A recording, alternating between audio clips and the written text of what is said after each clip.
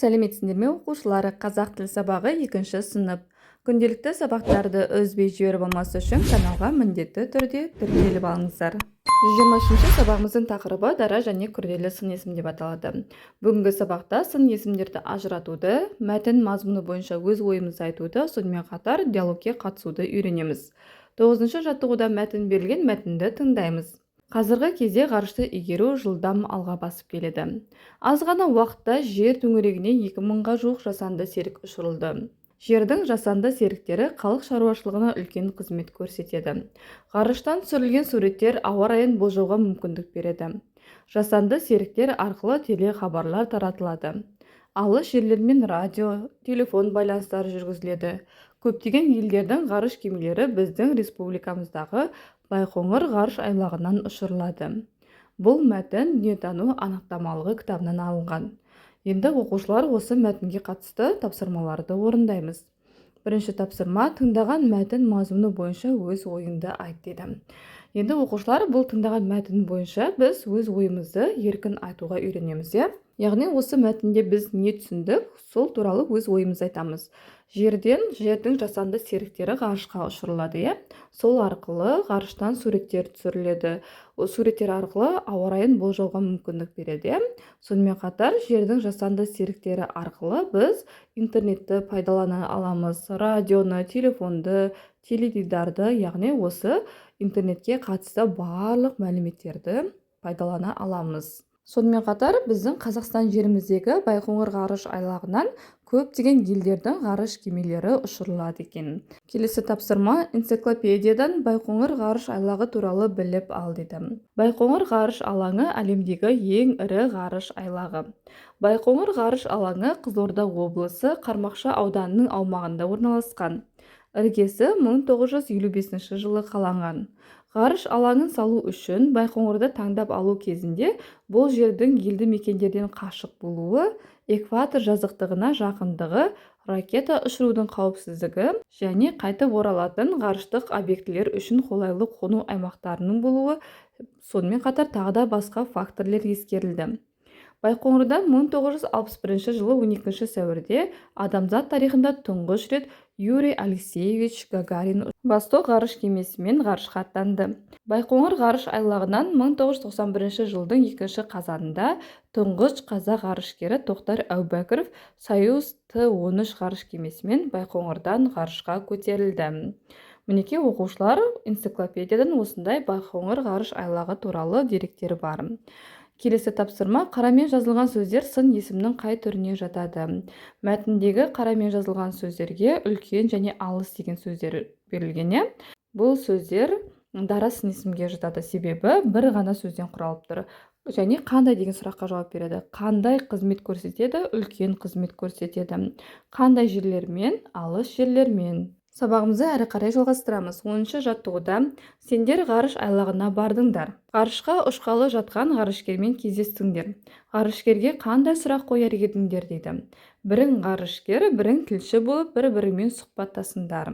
Яғни оқушылар, біріміз ғарышкер, біріміз тілші ретінде әңгімелесіп сұхбаттасамыз. Сәлеметсіз бе? Сізге бірнеше сұрақтар қойсам болады ма? Сәлеметсіз бе? Иә, болады. Яғни ғарышкер айтады. Ғарышкер болу сіздің арманыңыз болды ма? Иә, ғарышкер болу бала күнгі арманым болды. Кітаптардағы мәліметтерді оқығанда аспандағы ұшақтарға, жұлдыздарға қарап ғаламшардан шығу арманым болды. Қазір ғарышқа ұшайын деп жатырсыз, қуаныштысыз ба? Иә, әрине қуаныштымын.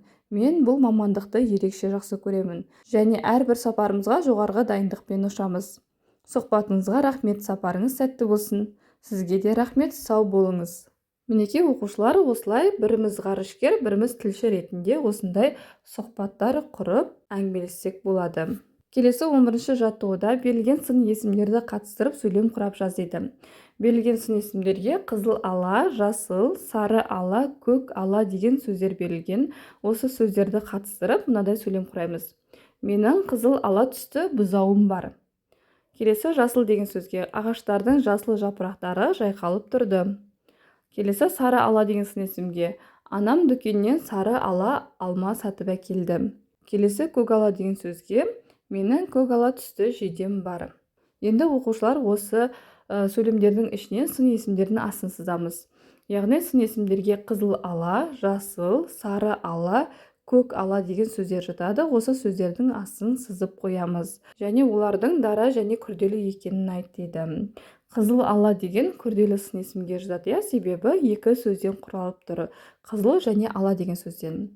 Жасыл деген дара сын есімге жатады, себебі бір ғана сөзден құралып тұр. Келесі сары ала деген күрделі сын есімге жатады, екі сөзден құралған. Және көк ала дегенде күрделі сын есімге жатады, себебі екі сөзден құралған. Көк және ала деген екі сөзден құралып тұр, сондықтан да күрделі сын есімге жатады. Келесі 12-ші жаттығуда өзің қалаған бір сын есімді таңдап ал. Сол сын есім туралы жоспар бойынша әңгімеле дейді. Яғни бір сын есімді таңдап аламыз. Қызыл, қызыл ала, жасыл, немесе сары, көк ала деген сын есімдер бар. Сол сын есімдердің біреуін таңдап аламыз және сол туралы төмендегі сұрақтар бойынша жауап беріп әңгімелейтін боламыз. Бірінші сұрақ: бұл сын есім қандай сұраққа жауап береді? Екінші сұрақ: нені білдіреді? Үшінші сұрақ бойынша мағынасы жағынан қай зат есіммен байланысады? Төртінші сұрақ бойынша дара ма әлде күрделі ме? Осы сұрақтарға жауап беру арқылы әңгімелейміз. Мен қызыл ала деген сын есімді таңдадым. Қызыл ала бұл сын есім қандай деген сұраққа жауап береді? Ол заттың түсін білдіреді. Мағынасы жағынан алма, көйлек, қарындаш зат есімдермен байланысады. Бұл сын есім күрделі сын есімге жатады.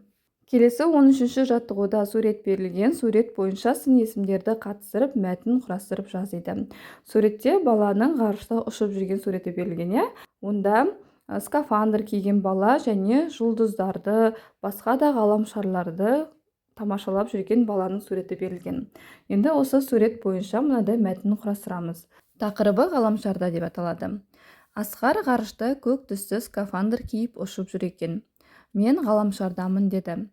Көк аспанда жарқыраған жұлдыздар мен үлкен ғаламшарларды көрді. Ғаламшарлардың түстері жасыл, сары, сары ала екен. Ол жердегі достарына қолын бұлғап қояды.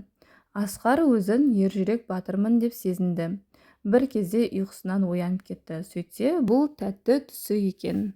Ал енді оқушылар, осымен берілген сабағымыз аяқталды. Егер де сабақ ұнаған болса, каналға міндетті түрде тіркеліп, лайк басуды ұмытпаңдар.